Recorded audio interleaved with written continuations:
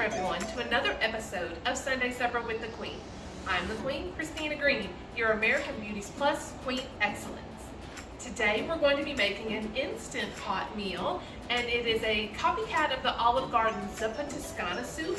Now, to be honest with you, I've never had this soup at the Olive Garden. I really can probably count on one hand how many times I've been to Olive Garden, but my husband found the recipe on Pinterest, and it looked really delicious to him, and it's got kale in it. So when he wants to eat something that he doesn't normally eat that's a vegetable, I'm all for it. So we're going to get started. Now what we've already done is brown some Italian sausage and then cooked down some onions here, made them a little caramelized, a little translucent, you can see through them. And I will show you how we did that real quick right now.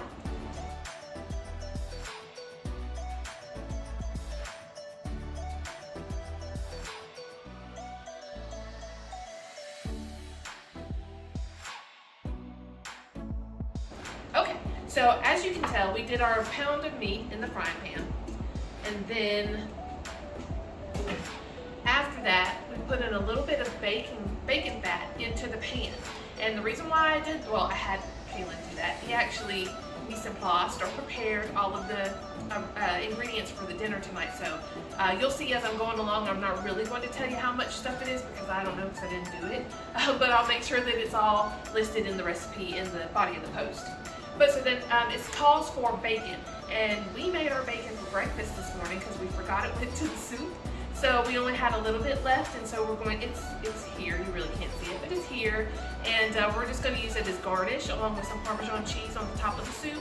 But to get that bacon flavor into the soup, we put bacon fat into the pan, and then we sauteed our onions. Ooh. I'm gonna make sure that I won't get all this extra little bacon fat yumminess out of the bottom of this because, I mean, yum, it's like gold, right? We actually save ours.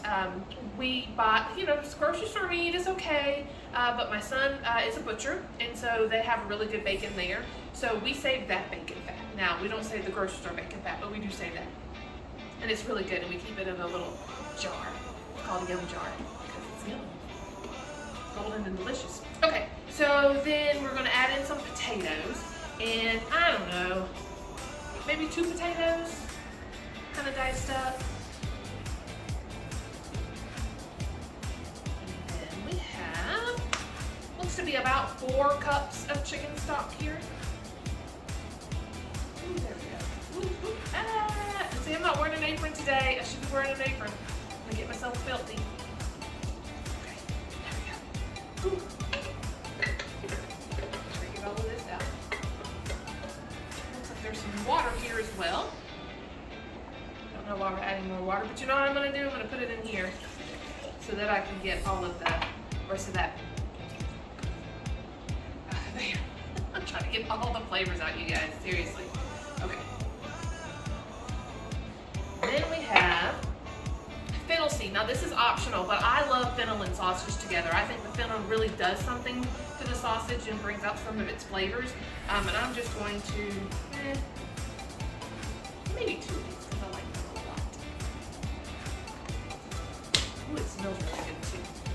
And then we're gonna do a little whisper of some sugar. I don't want too much sugar in it because I don't want it to be too sweet. I think the recipe called for maybe like a teaspoon. So we'll add in about a teaspoon. But you know what? When we open this up and we taste it, if it needs a little something extra, we'll add that little something extra to it. And it might need a little bit of sweet to it, so we'll add a little bit more sugar. So I always say you can add more, but you can never take away. So, especially with salt. I don't know how I am about my salt, but there have been times where I've over-salted stuff, and you just can't take the salt back out of it. Then nobody wants to eat it, and then you've wasted your food and your money. All right, so just added some salt and pepper to this. And then, I really don't know if the recipe calls for onion and garlic powder, but like you guys know, you've seen me cook a lot right now, that we put that stuff in everything. But not a whole lot. So that was onion. We already have some onion in there, so I didn't need a whole lot of that. So I'm gonna add just a little bit more garlic. Okay. Now I'm gonna save this for the garnish, but what we have here is some kale. Let me find a knife because it's not quite as small in sizes I want it to be. Now this does look like a whole lot, but I promise you that when it comes out, it's not that much. It's like spinach. It really cooks down. However, you can get really big pieces of it in your bites, and sometimes that's just fine. But you want that consistency or whatever in your mouth. You want like more bite-sized pieces.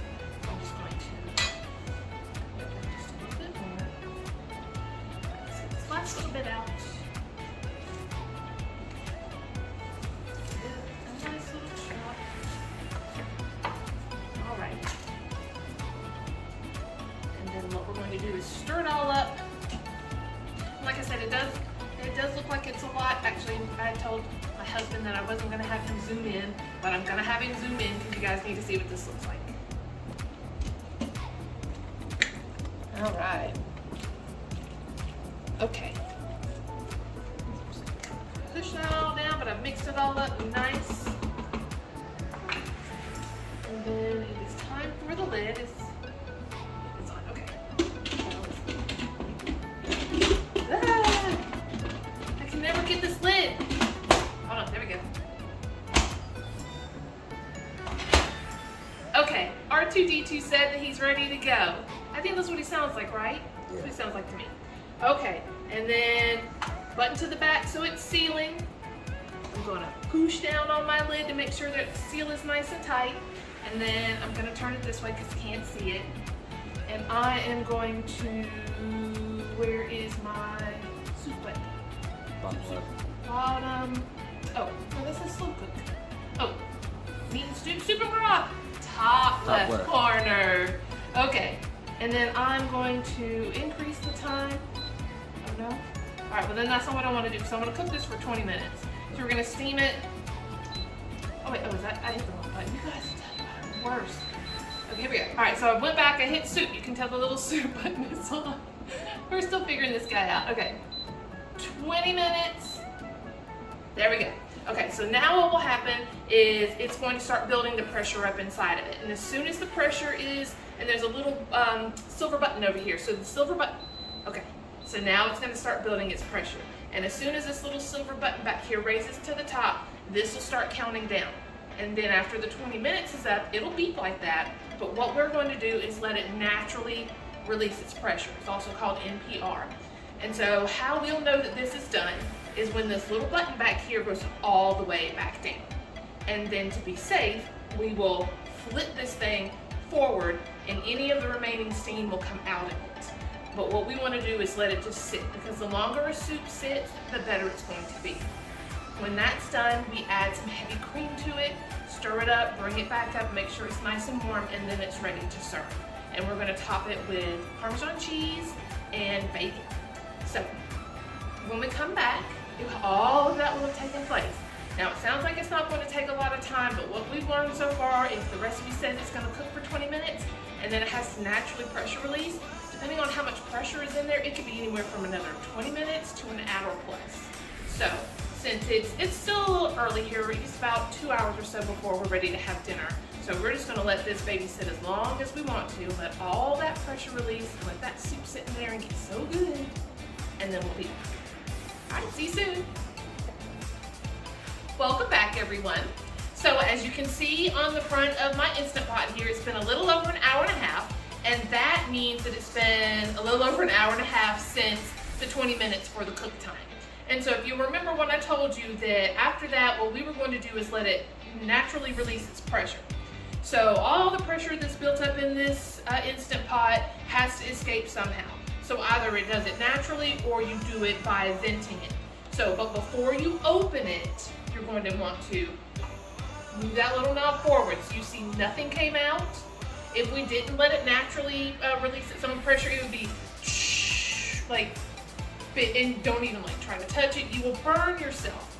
So please make sure that you always pull it forward to the venting and see if anything comes out. Since it hasn't, we know that it's safe to open. Ooh, see all that? Yes. All right. Ooh, it smells so good.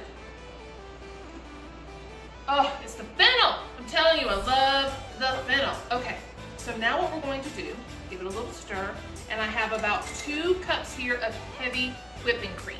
So what the heavy whipping cream is going to do is help thicken this up and make it a stew.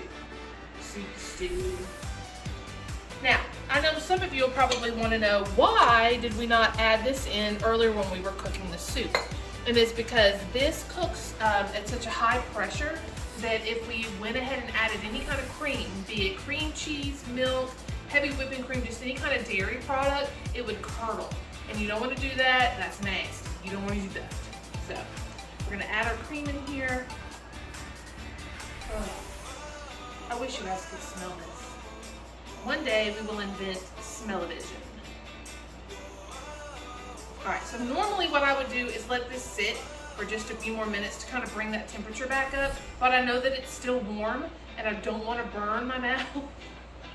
I've already been to the urgent care once today. I don't want to go back. So, just going to make myself a little bit here. I'm going to put just a little bit of bacon because I want to be nice and save some for the family. And then Parmesan cheese. Now, I was just telling my husband, I really wish we had block Parmesan cheese, but I didn't think about it, so I didn't buy it. But you know what? Shaker cheese is good too. All right. Are my little bowls cute? They're from Japan. Do you remember where you got these bowls in? No? He doesn't know. I don't remember. I think the Oriental store. Oh, okay. I was hoping it was going to be some special story about how his grandmother passed them down. And... okay. All right, I'm trying really hard. I don't want to burn my mouth. Oh, well, one more thing while we're waiting for this to cool so I don't burn my mouth. You might be wondering, hey, Christina, why do you look extra glamorous right now? Because, you know, I'm wearing something different. Well, we just had the Zoom meeting for the Classic Beauties International winner for tonight, and so I had to hop on that Zoom really quick. So congratulations to all of the winners. And the Classic Beauties is an online pageant that's under the Aurora Productions umbrella, which is American Beauties Plus, American Beauties National. We've got the National Sorority Pageant, we have a Princess Pageant, we have a Veterans Pageant, and we have a pageant for everybody. So hit me up on Facebook. I'd be happy to tell you more. Okay, I'm gonna be brave. Ready? It wasn't hot at all. Oh, it's so good. That fennel is so amazing. Oh.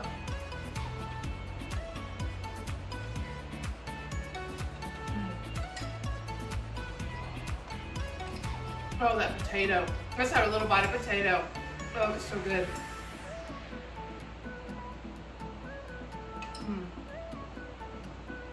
I don't need any more salt. The salt that I have put in there was enough. That little bit of bacon grease when we sauteed the onions comes through in the flavor. I didn't really miss not having a whole lot of bacon in my soup. This is really, really, really delicious. I guess I need to go to Olive Garden now and try theirs because I bet you mine's better. All right, everyone. Well, this is it for today's episode of Sunday Supper with the Queen. We'll see you back here next time, and I believe we're going to make some chicken piccata. All right, see you soon.